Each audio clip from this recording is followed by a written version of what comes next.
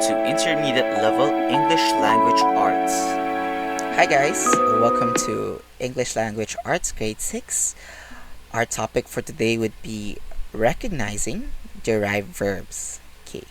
Now, the word derived itself, we've already discussed something with this term, right? We discussed before derived nouns. Okay? And derived nouns, these are different words that were formed or that were turned into nouns by adding a noun forming affix. This time, guys, derived verbs are just the same thing except that they are words that are turned into verbs by adding a verb forming affix. So if the affix is noun forming, it becomes a derived noun, but if it's a verb forming, it turns into a derived verb. Now, let's go to the different kinds of verb forming affixes, right? We have quite a lot. Okay, so again, these are basically different words that were not verbs, or they could be verbs, but then you change their meanings. Okay, and they turn into a different kind of verb.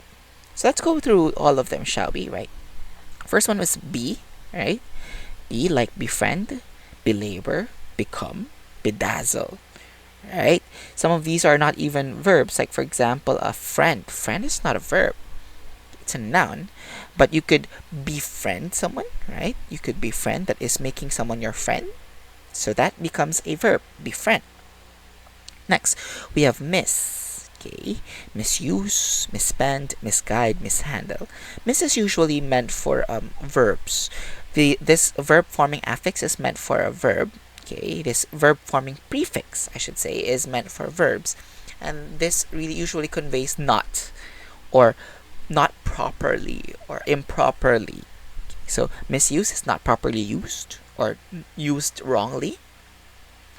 Misspend, right, is something that's spent wrongly or not in the right way. Misguide is guiding not in the wrong way. Mishandle is handling not in the correct way, I should say. Okay, so that's how you use miss. Im. Im is immigrate, impale, impair, imperil. Okay. Im is to make something like that. Right. For example, immigrate is to make someone migrate. Okay. Migrate is change location. Immigrate. Or for example, impair is to make someone lose something or the ability to do something. Right. Next, degrade, defrost, deregulate, depart. De usually is used for to make a verb not something. Okay, it's to make it not it.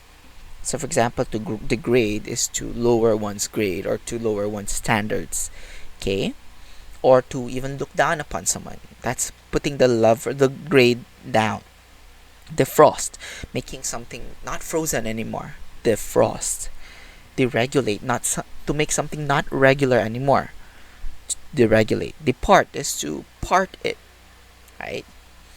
We have next N. Endanger, enlighten, enrich, endear. En, on the other hand, guys, these are used for to make a verb, or to make a verb, derived verb, to make something. Like for example, endanger is to put something in danger. Enlighten is to put something lightened, or for you to, like when you receive light, you would usually, enlighten is meant for like when your mind is opened. Okay, when you understand something even better, that's enlighten. Enrich, to make something rich, full. Okay, now we also have verb forming suffixes. Okay, these verb forming suffixes, we have eyes, right? Maximize, actualize, economize. It's to make something, right? Usually, so to make something maximum on its maximum level, you maximize it. To make something actual, you actualize it. To make something a part of the economy, you economize it. En, we have ripen, stiffen, sharpen, deepen. Again, same thing. To make something ripe, you ripen it. To make something stiff, stiffen. To make something sharp, sharpen. To make something deep, deepen. Ify, ify, right? Classify, personify, signify, solidify. Okay, again, same thing. To make something So, for example, to classify, you would sort something into different classes or to put them in different classes. Personify is you would try to get the person or to to make to interpret the person itself. Signify to give significance to it. Okay. Solidify to make something solid. And then eight. Okay, ATE. We have activate, motivate, and incapacitate.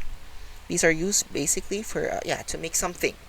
Like for example, to make something active. Active is an adjective, right? To make something active, you have activates. To make something motivated or to motivate something, motivate. Give something motives. To make something incapable, you incapacitate it, right? And these are different kinds of derived verbs.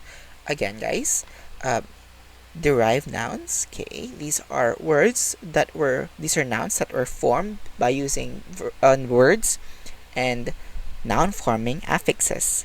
Derived verbs, on the other hand, these are different words that were formed by using verb forming affixes. Okay, and that ends our lesson for derived verbs.